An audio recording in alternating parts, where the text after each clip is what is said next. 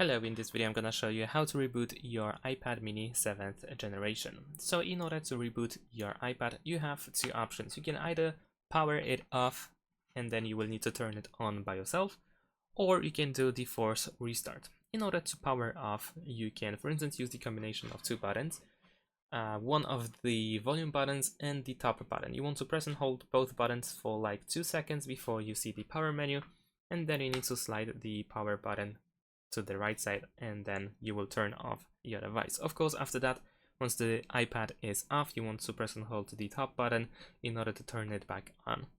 Another way to reboot or power off is by using the control center. You can swipe on the right side from the top towards the middle.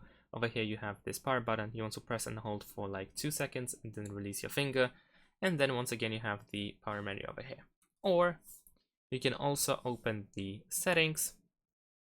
Then in the settings you want to go to general, and then in the general at the bottom you have shutdown, and it looks the same.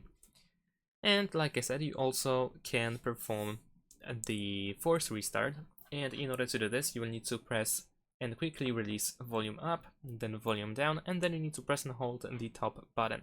So let's do this. Volume up, down, and then we need to hold the top button or power button. Keep holding until you see the Apple logo. So the screen should turn off after like 5, maybe 10 seconds. Then wait for the Apple logo, and then you can release the top button. And that's pretty much it.